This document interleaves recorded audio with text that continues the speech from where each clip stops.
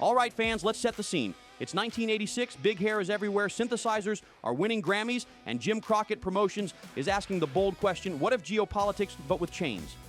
Throughout 1986, a fierce feud raged between the Road Warriors, Hawk and Animal, the human equivalents of demolition equipment, and the Koloffs on Ivan and Nikita, who were apparently sent straight from a Cold War propaganda poster to ruin everyone's evening. This rivalry began the moment the Road Warriors arrived, Tony. They didn't knock politely. They kicked the door off its hinges and challenged Ivan Koloff's entire empire. So basically, two guys dressed like post-apocalyptic linebackers showed up and said, "Nice evil foreign dominance you've got here. Shame if someone powerbombed it." So Ivan Koloff, the grizzled Soviet supervillain uncle, and Nikita Koloff, his terrifying human tank of a nephew, had been the top villains in this territory.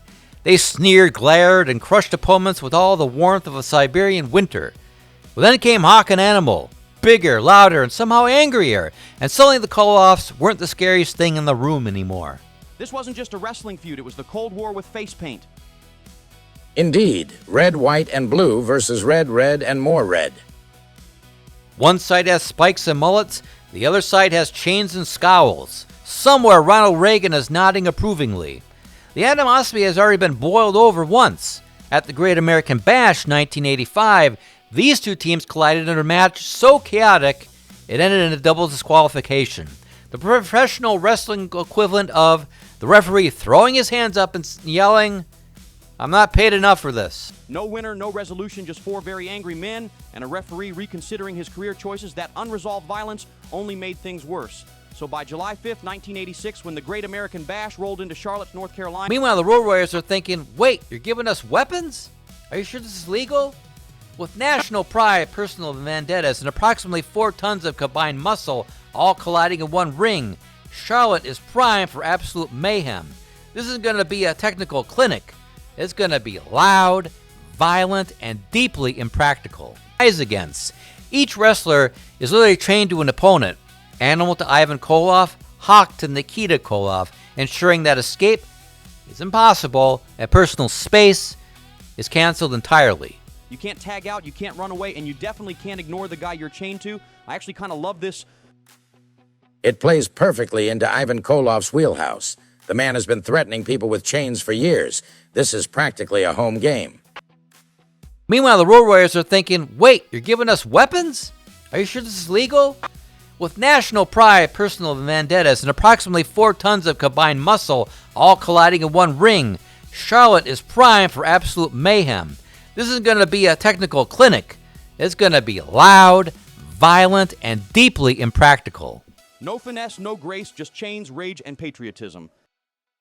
And there's the bell. 4 men, 2 chains, 0 personal space. This already looks like a bad idea, and I love it. The camera pulls back, and there they are. Hawk chained to Nikita, Animal chained to Ivan, standing in the ring like someone just crossed Gladiator with a medieval dungeon inventory list. The chains hang heavy from their wrists, clanking ominously as all 4 men lock eyes and silently agree that subtlety will not be required.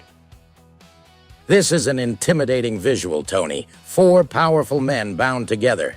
This is less a wrestling match and more a test of structural integrity. I don't like this already. This feels like the start of a group project where nobody reads the instructions. There's no feeling out process, no collar and elbow tie-up, no polite exchange of holds. The instant reality sets in. Yes, we're actually chained together. The match detonates into a full-on slugfest.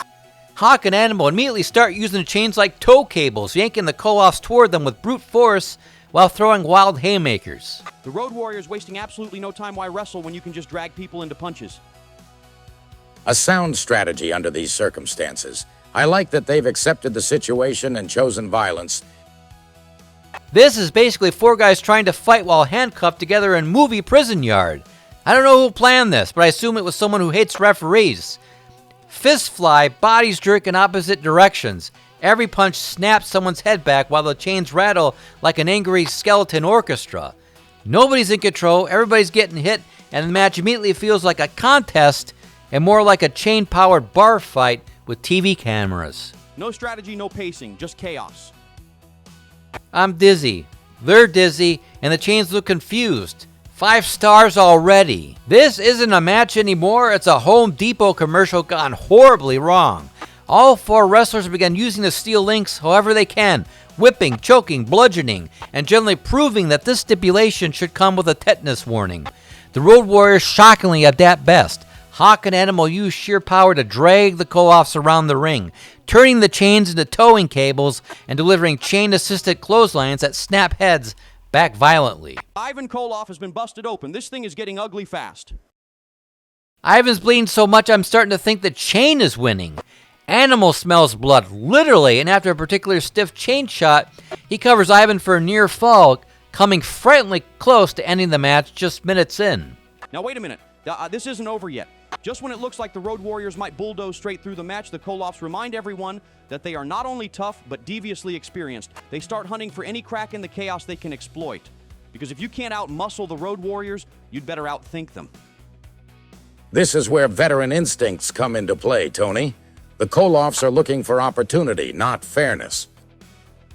Ah, yes, the classic Russian strategy. Survive, cheat, and then survive harder. But on the outside, Nikita Koloff, battered and staggering from Hawk's relentless assault, suddenly decides that discretion is the better part of valor. He bails out of the ring, attempting the bold strategy of running away while chained to a very angry man. Nikita desperately tries to drag Hawk with him, tugging on the chain like he's late for a train to Moscow. I don't like this plan. You can't escape Hawk. He's not a ghost. He's the problem. Hawk plants his feet, grips the chain, and yanks Nikita right back into danger, violently canceling the escape attempt. The two brawl at ringside as the chains clank, tango, and whip through the air. Hawk repeatedly snapping into Nikita like he's disciplining an especially rebellious tractor. With Animal grounded, the Russians seize control, double-teaming him and hammering away while Hawk is momentarily tied up outside. The Road Warriors' momentum stalls, and then things get even messier.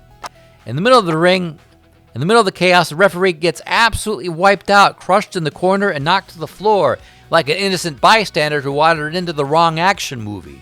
The referee is down. And now we've completely lost control. Did we ever have control? With no official present, the match officially crosses the line from dangerous to anything goes with steel accessories. Sensing the moment Nikita Koloff commits a wrestling sin of the highest order, he unties the chain from his wrist, freeing himself from Hawk entirely. So much for the stipulation. I knew the chains couldn't be trusted.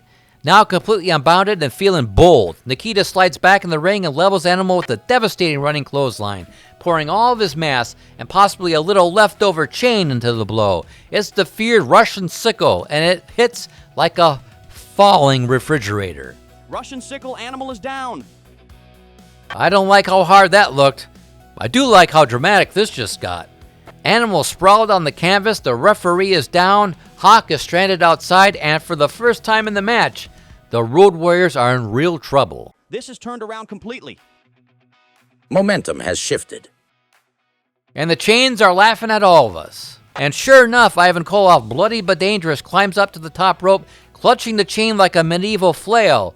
He balances on the turnbuckle, looming over Animal and clearly thinking, if one chain shot was good, flying chain shot must be better. Ivan, buddy, I don't like this plan. You're not a luchador, you're a bear. The Charlotte crowd explodes, screaming and warning as Ivan teeters on the rope, chain raised, preparing to deliver a diving chain-assisted act of international violence.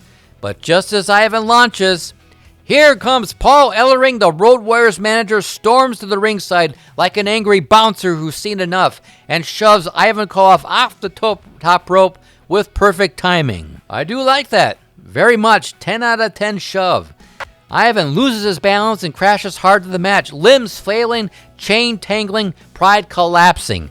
It's less a landing and more a Russian bear-shaped meteor impact. The referee is back. He may not know what day it is, but he knows how to count. 1, 2, 3. The Road Warriors win it. In roughly 6 minutes of pure chain-fueled carnage, the match comes to an end. The Road Warriors have survived, the Koloffs have been defeated, and Charlotte erupts like it just won the Cold War. A decisive victory in a match that had very little control and even less mercy. Yes, Animal gets the 1-2-3. I love that finish. Short and brutal, just how I like my grudge matches. The Road Warriors prevail. It's a victory for the Road Warriors. I'm old school. I don't like a manager physically interfering to decide a match, but you have to admit Ellering's timing was impeccable there.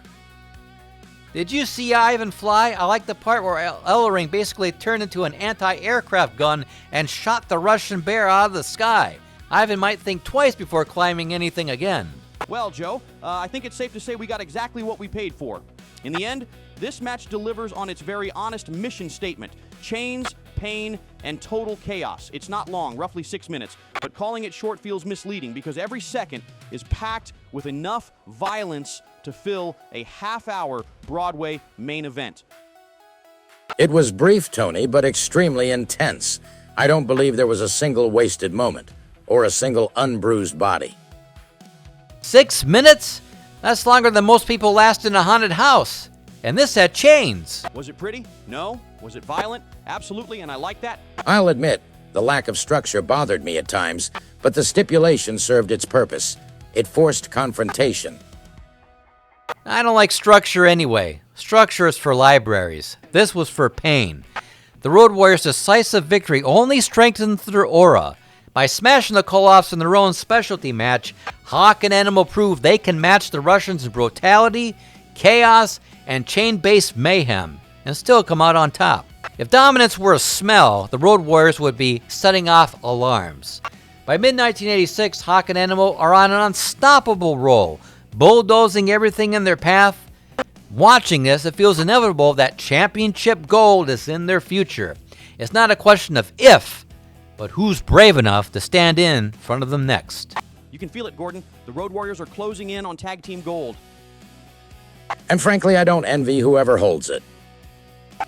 I just leave the belts in the ring and run. All told, the double Russian chain match in Charlotte stands as a classic chapter in the Road Warriors Koloff's rivalry. Loud, violent, unapologetically over the top, and fueled by a molten hot crowd. It's not a technical showcase, it's a spectacle. The kind of match that thrives on emotion, excess, and noise.